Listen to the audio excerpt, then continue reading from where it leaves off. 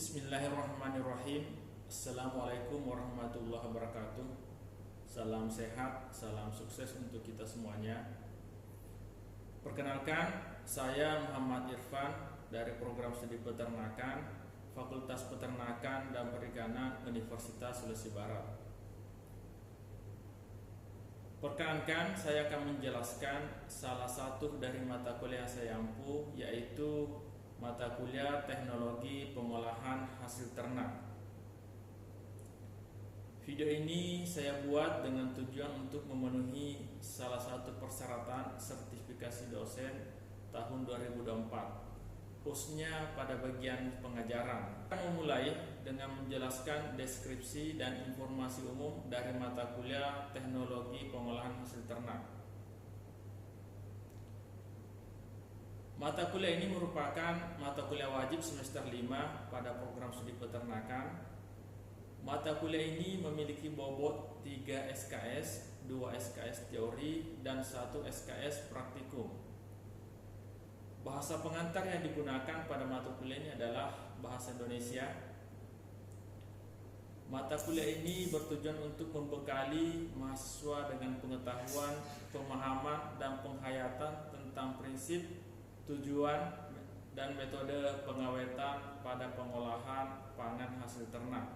Capaian pembelajaran pada mata kuliah ini atau CPMK yaitu mahasiswa mampu menjelaskan, menguraikan, serta dapat mengaplikasikan dengan terampil prinsip-prinsip pengawetan dan pengolahan hasil ternak dan hasil ikutan ternak, produk hasil olahan ternak, dan kualitas produk-produk hasil olahan ternak.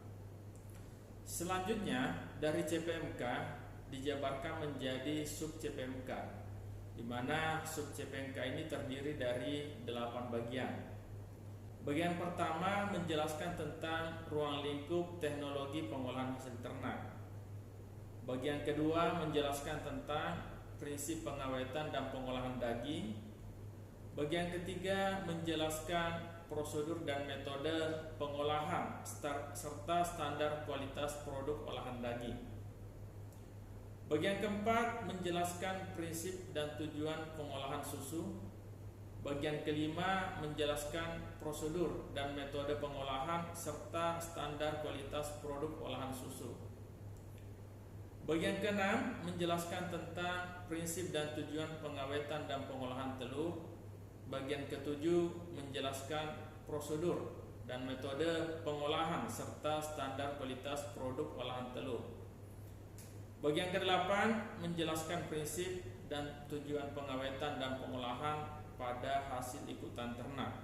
Metode pembelajaran yang saya lakukan yaitu metode blended learning dengan menggabungkan pembelajaran tatap muka langsung dengan online. Bentuk perkuliahan secara sinkronus dilakukan secara tatap muka di ruang kelas atau via daring menggunakan tools web conference seperti Zoom Meeting dan Google Meet. Sedangkan pelaksanaan perkuliahan secara asinkronus dilakukan melalui LMS e-learning unsur bar dan juga Google Classroom. Adapun evaluasi hasil pembelajaran mata kuliah Teknologi Pengolahan Hasil Ternak didapatkan dari tugas terstruktur, kuis interaktif, diskusi kelompok, praktikum, ujian tengah semester, dan ujian akhir semester. Adapun pembobotan untuk setiap bentuk evaluasi hasil pembelajaran yaitu kehadiran 10%, tugas terstruktur, kuis, diskusi kelompok 20%, praktikum 30%, ujian yaitu ujian tengah semester dan ujian akhir semester 40%. Informasi yang saya bisa sampaikan mengenai mata kuliah Teknologi Pengolahan Hasil Ternak. Selanjutnya mari kita saksikan cuplikan dari proses pembelajaran yang saya lakukan secara sinkronus tatap muka di ruang kelas. Selamat menyaksikan. Bismillahirrahmanirrahim. Assalamualaikum warahmatullahi wabarakatuh. Waalaikumsalam warahmatullahi wabarakatuh. Oke, selamat pagi semuanya. Waalaikumsalam. memasuki pertemuan 11 ya untuk mata kuliah teknologi pengolahan hasil ternak ya. Adapun topik materi pada hari ini yaitu mengenai prinsip dan tujuan pengawetan dan pengolahan telur. Nah, ada hal yang ingin dicapai pada pembelajaran hari ini ya, yaitu mengenai setelah belajar materi ini minimal Anda bisa menjelaskan ya, atau tahu seperti apa sih prinsip dan tujuan daripada pengawetan ya, serta pengolahan telur. Nah, ini capaian pembelajaran yang akan kita capai pada hari ini. Ya, mudah-mudahan semuanya bisa memahami ya, bisa dapat daripada capaian pembelajaran kita hari ini. Jadi silakan disimak diskusi ya, jika ada misalnya hal-hal nanti yang kurang dipahami ya, walaupun misalnya slide-nya belum selesai, boleh langsung ditanyakan ya. Jadi jangan menunggu misalnya slide saya selesai, saya memberi kesempatan baru Anda bertanya. Jadi boleh kita sama jelaskan. Ada di beberapa slide misalnya Anda yang kurang pahami, boleh kita diskusi. Dan tentunya saya sampaikan di awal bahwa ya tidak semua juga mungkin pertanyaan dari Anda bisa saya jawab ya. Jadi ada pertanyaan yang memang saya tidak bisa jawab ya, tapi saya usahakan bisa menjawab ya, saya usahakan mencari jawabannya untuk kita diskusikan. Oke, jadi sebelum kita masuk pada prinsip dan tujuan pengawetan ya telur, tentu kita harus tahu dulu seperti apa sih mutu telur itu. Jadi kita harus tahu telur yang berkualitas atau yang bagus seperti apa, sehingga kita bisa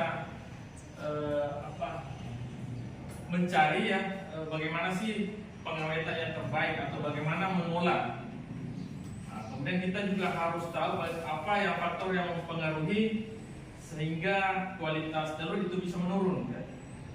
Jadi ini dua yang akan kita review terlebih dahulu sebelum masuk pada prinsip ya, prinsip pengolahan dan pengawetan. Oke. Nah, yang pertama mengenai mutu telur ya, ini merupakan sebuah pengawasan ya. Pengawasan mutu telur itu dapat dilakukan terhadap keadaan fisik ya. Kalau Anda perhatikan telur ya, atau Anda disuruh misalnya membeli telur di warung ya, pasti Anda perhatikan kondisi fisiknya ya. Nah, kondisi fisik dalam artinya ya cangkangnya. Nah, Anda tidak akan membeli telur yang misalnya yang sudah retak cangkangnya, atau misalnya yang sudah kotorannya banyak sekali. Nah, itu kan yang menjadi persyaratan mutu ketika kita ingin membeli telur ya. Kemudian kesegaran isi telur ya. Nah, ini kita tidak bisa periksa secara langsung di tempat ya. Nah, tapi biasanya ya setelah kita beli ya, kita lihat kondisinya, walaupun ada beberapa teknik sebenarnya untuk menguji kualitas telur ya. Nanti kita di next pertemuan selanjutnya untuk itu kita fokus di pengawetan pengolahan ya. Kemudian pemeriksaan kerusakan ya, termasuk tadi kerusakan fisik ya. Kemudian pengukuran komposisi fisik ya, komposisi fisik dalam artian ya telur itu kan ada yang paling dominan ya, ada keraban atau cangkang ya. Kemudian ada kuning, ada putih. Nah, itu yang paling mudah kita ukur ya.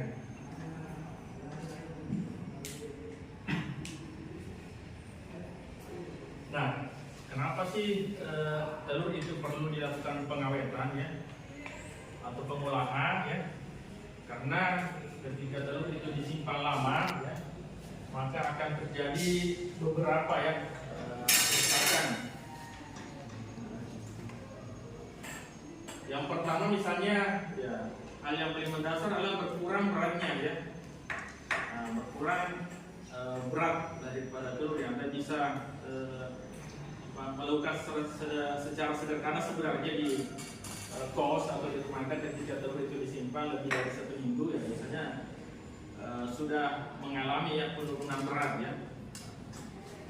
Ini disebabkan karena misalnya menguapnya air ya, gas karbon dioksida, kemudian rongga udara.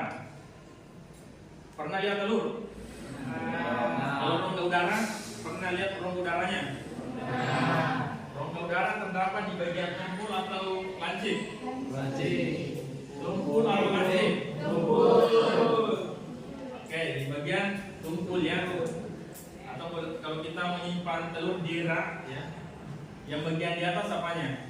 Tumpul atau lancip? Kalau kita menyimpan di rak telur ya, yang bagian di atas tumpul atau lancip? Tumpul ya, jadi yang ada rongga udaranya di atas ya. Ini rongga udara menjadi salah satu parameter ya kualitas telur ya. Jadi semakin besar rongga udaranya maka kualitas telur itu ya, semakin menurun ya. Kemudian ya putih telur menjadi encer ya, ini pasti penyebabnya ada namanya humus ya di dalam putih telur itu ya, itu semakin lama semakin encer. Kemudian pH putih telur meningkat ya, menjadi lebih basah. Kemudian kulit telur juga menjadi lebih encer ya. Ini adalah faktor-faktor yang menyebabkan ketika telur itu disimpan tanpa proses pengawetan ya, untuk pengolahan. Nah, ini sama ya, ciri-ciri telur yang mengalami penurunan kualitas tadi ya sudah rongga udara bertambah lebar, kemudian kulit telurnya ya, itu encer ya, atau berkurang atau pH-nya bertambah. Kemudian putih telur sama lebih encer juga karena di dalam putih telur itu ada dua ya, ada yang bagian encer, ada yang bagian tebal ya. Itu bisa kita lihat secara langsung pada telur yang masih segar ya. Nah, kemudian kulit telur ya tentu tidak retak ya, atau dia halus ya. Ini adalah ciri-ciri telur yang mengalami penurunan kualitas ya.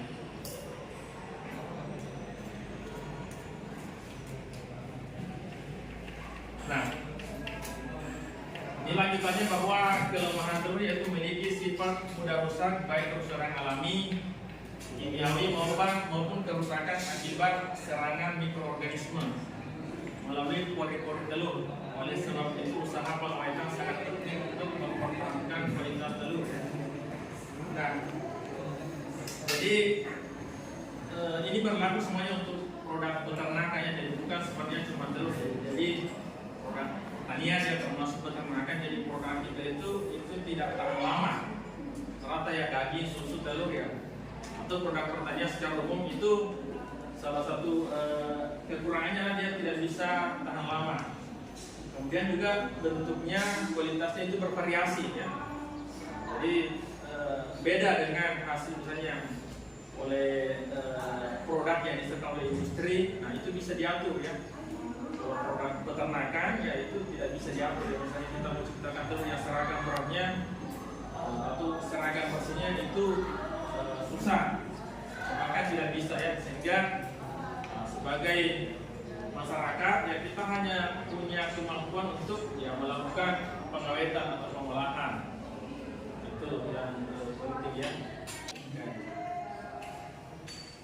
Oke, nah kita masuk pada inti materi adalah pengertian pengawetan ya.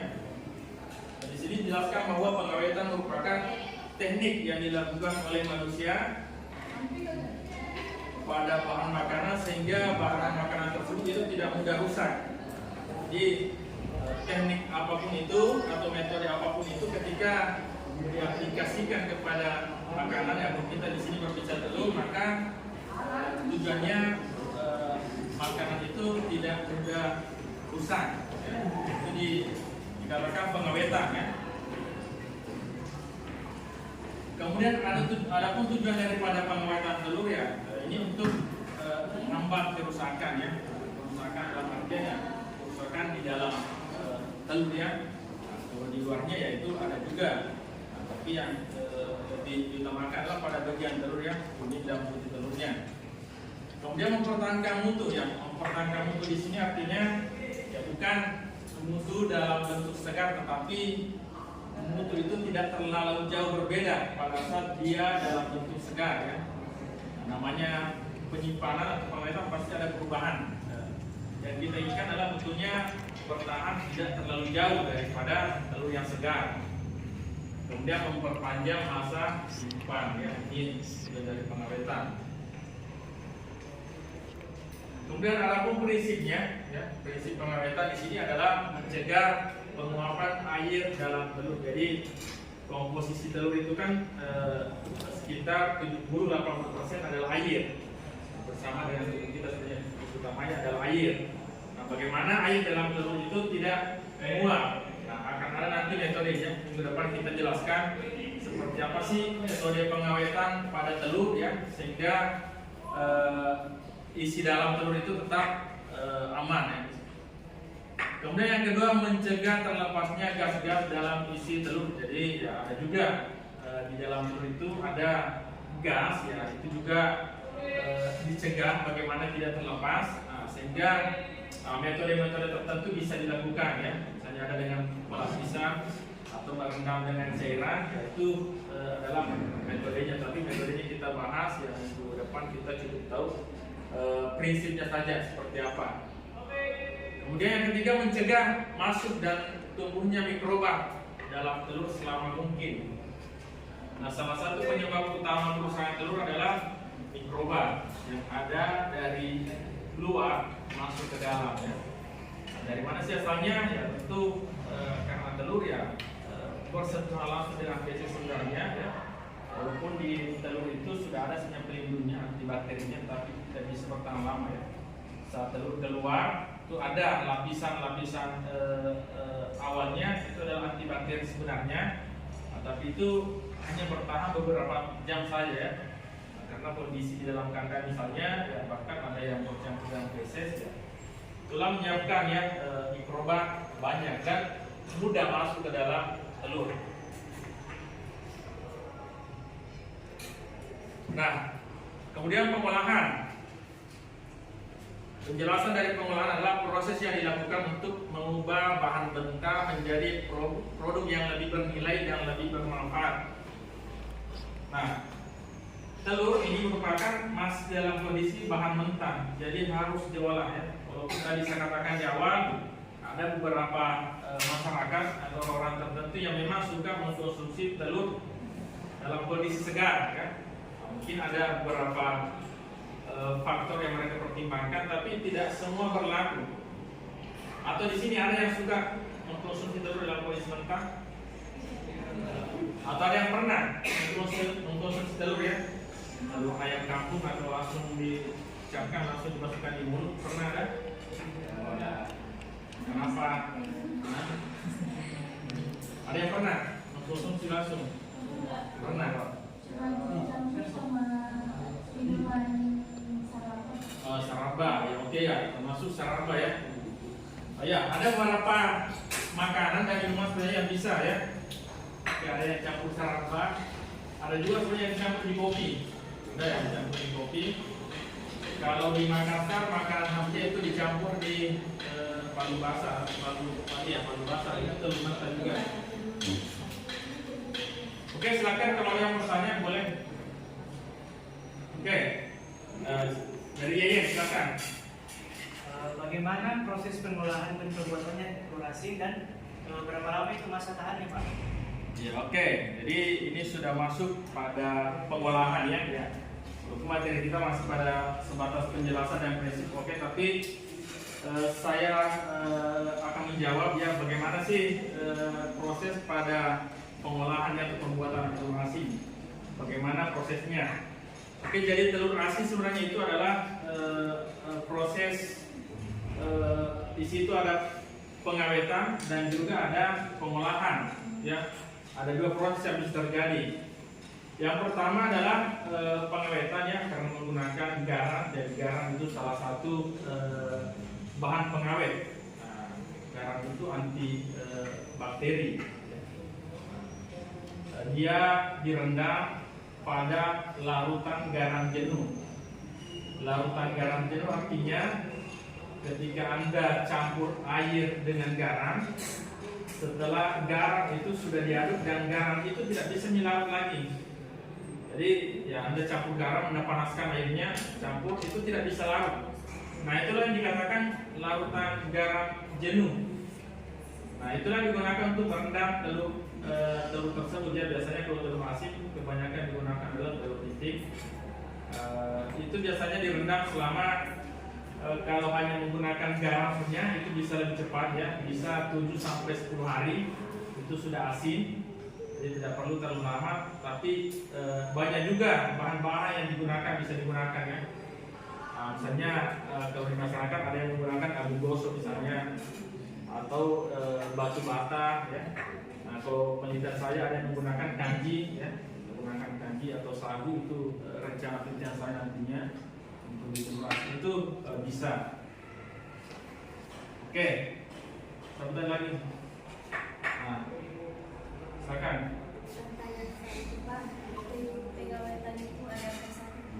Oke, jadi teknik pengawetan atau metode pengawetan. Sebenarnya materinya untuk minggu depan ya, metode pengawetan apa saja. Tapi untuk hari ini saya kasih contoh saja ya. Misalnya salah satu teknik pengawetan telur adalah dengan perendaman larutan. Nah, saya di tahun 2022 ya, 23 saya melakukan penelitian yaitu pengawetan telur dengan menggunakan perendaman menggunakan air secang ya. Jadi telur tersebut saya rendam dengan air secang. Kenapa menggunakan air secang? Karena air secang ini adalah antibakteri juga. Jadi dia antibakteri, dia bisa mempertahankan ya kualitas telur yang direndam. Kalau bahasa di sininya itu dolong ya, kurang tahu Mandar ya, itu dolong. Nah, itu biasanya kalau di warung makan Anda minum airnya berwarna merah, itu menggunakan air secang atau dolong. Itu banyak sekali khasiatnya atau manfaatnya. Nah, itu bisa juga direndam menggunakan misalnya daun teh, itu ada juga penelitiannya. Pengawetan dengan perendaman ya. Ada dengan pendinginan. Kalau yang paling mudah kita gunakan sebenarnya adalah pendinginan yang kita masukkan di kulkas. Nah, itu bisa mengawetkan ya, atau memperlama daya simpannya. Biasanya itu berlaku untuk beberapa makanan sih, termasuk telur. Kalau Anda beli telur, masukkan ke dalam freezer atau kulkas, itu aman, itu bisa lebih 2 minggu. Jadi dia, oke. Tarik oke. Satu lagi silakan. Mana sih yang lebih efektif dalam proses penyimpanan telur, disimpan di dalam lemari pendingin atau disimpan dioles menggunakan minyak sayur? Ya oke. Jadi untuk di beberapa metode pengawetan sebenarnya memang ada beberapa ya, yang ada tadi dengan perendaman, yang ada dengan pendinginan. Nah yang mana lebih efektif ya? Sebenarnya kalau lebih efektif itu sama-sama mempertahankan ya daya simpan. Hanya saja yang menjadi pertimbangan adalah ketika kita akan melaksanakan atau melakukan pengawetan tersebut, apa yang lebih mudah kita gunakan ya? Apa yang lebih mudah di tempat kita sebenarnya? Kalau misalnya pendinginan lebih mudah, ya itu lebih bagus ya. Atau misalnya perendaman, kebetulan misalnya ada bahan-bahan di rumah kita yang bisa digunakan untuk merendam ya, atau bisa digunakan untuk mengawetkan, nah itu bisa juga. Hanya saja misalnya kalau perendaman itu biasanya mempengaruhi rasa. Saya tadi direndam dengan menggunakan kayu secang, air kayu secang, itu biasanya mempengaruhi warna, karena warna merah bahkan di dalam telur ya bisa masuk. Nah, jadi kalau orang tidak familiar dengan rasanya, bisa jadi tidak suka. Begitu punya larutan yang lain ya, ada misalnya daun teh, bisa juga dijadikan ini perendaman.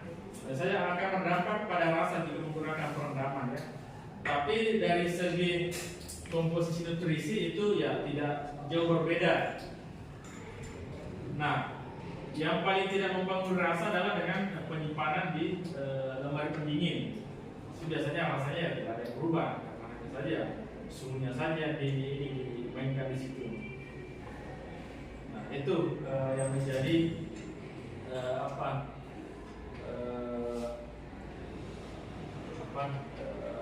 pembanding ya. Jadi yang mana lebih mudah kita gunakan, kemudian kalau untuk masa pengawetannya itu sama-sama bisa mengawetkan ya. Tapi ya kan tidak perlu juga diawetkan sampai ya, kalau telur segar yang Anda mau simpan sampai 1 tahun itu kan tidak mungkin ya. Tetapi ya di sisi pengolahan ada telur yang bisa disimpan sampai 1 tahun. Telur apa itu? Dan tetap bagus, tetap bisa digunakan. Telur apa kira-kira? Pengolahannya diolah jadi apa telur kira-kira itu sehingga bisa disimpan lebih lama, lebih dari 1 tahun bisa.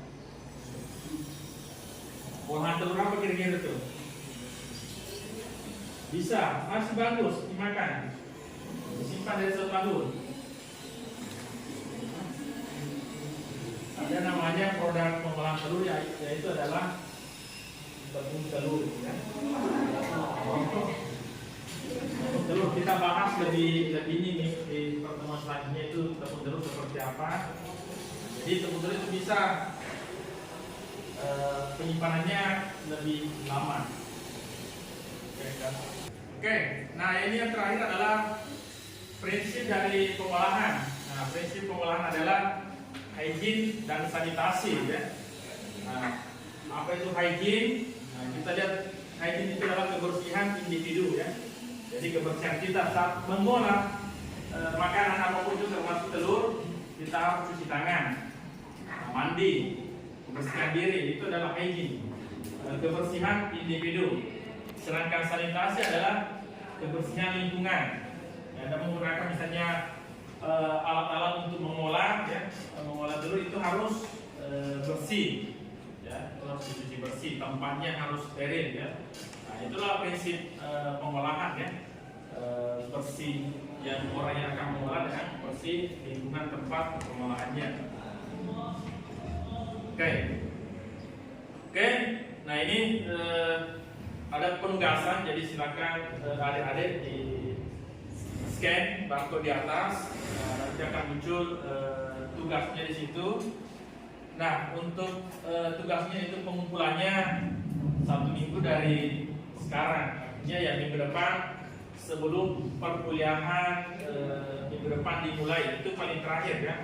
Boleh sebelumnya, 1 hari sebelumnya, tapi tugasnya dikumpul secara kolektif di ketua tingkat. Oke?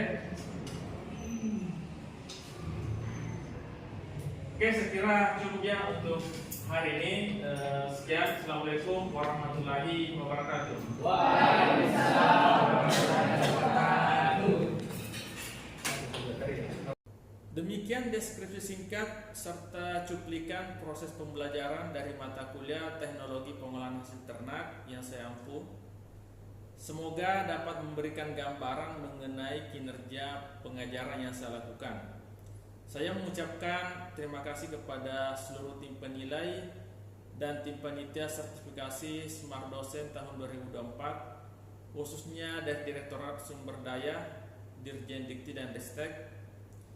Tidak lupa juga saya mengucapkan terima kasih kepada unsur pimpinan Universitas Sulawesi Barat yang telah mensupport sampai ke tahap ini, dan juga kepada rekan sejawat dosen dan rekan-rekan mahasiswa. Demikian yang saya dapat sampaikan. Mohon maaf atas segala kekurangan. Wabillahi taufiq wal hidayah. Wassalamualaikum warahmatullahi wabarakatuh.